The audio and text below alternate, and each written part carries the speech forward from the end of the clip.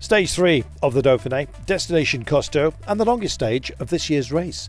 194 kilometres, not too much climbing, and always badged up as a day for the fast men.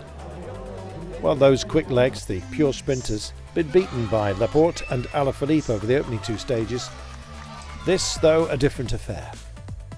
A climb out of the back door, onto a plateau, then a descent before playing with the valleys, a small climb at the end, and then surely one for the sprinters by the time 194 kilometres had been dealt with. Heading in a generally northerly direction, a headwind possibly going to kill off any ideas of a breakaway, and it turned into something of a transition. One breaker was up the road, Bergadeau for Total Energies. He took the first categorised climb. Second behind him was Pierre Latour out of the pack, but we were all back together and starting to think about who was going to be glorious today.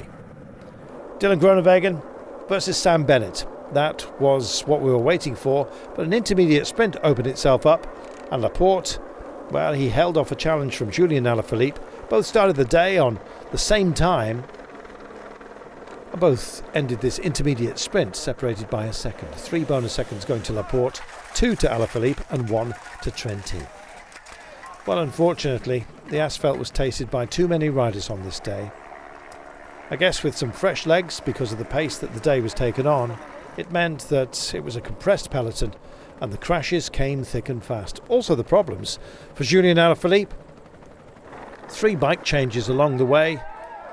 When we finally got to our climb, 6% as a maximum. No sign of Pierre Latour, couldn't get his way through a packed road. Alaphilippe had to change a bike yet again, his third of the day. With 6.6 kilometres to go, he was in the traffic, and surely it was not going to feature at a sprint.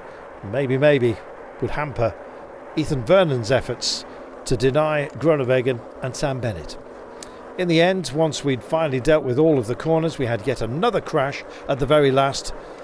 Well placed was Sam Bennett, being led out by Danny Van Poppel, and after a sequence of 90-degree turns, the road opened up and it was gunning for the line.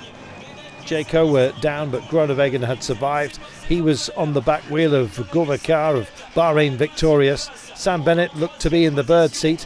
Staying in the yellow jersey and staying in a good place was Christophe Laporte. He was biding his time. Sam Bennett went for the centre of the road and then decided to drift towards the barriers. Groenewegen was hampered, and through the door came Laporte. Winner of the first stage, winner of stage 3 as well, increasing his lead overall courtesy of the bonus. He now leads this race by 11 seconds ahead of Alaphilippe, but takes the day ahead of Bennett, Groenewegen, Trentin and Menton. Hofstetter was in the frame, Gouvercar as well, although hampered as you saw. Here's that overhead look once again. Watch the drift from Sam Bennett in the centre of the road, over towards the right. Groenewegen tries to amend his line, got into Gouvercar, and with all that skirmish going on, Christophe Laporte said thank you very much. He's our leader in the yellow and blue jersey, going into the time trial, which he fully admits is likely to be the end of his tenancy as our overall leader. He's in front of Alaphilippe by a margin of 11 seconds, Carapaz third on 17, but it's the time trial where the GC men will come to the fore. Just 31.1 kilometres in total, and this likely to be the first real taste of who might lift that coveted jersey at the end of this race.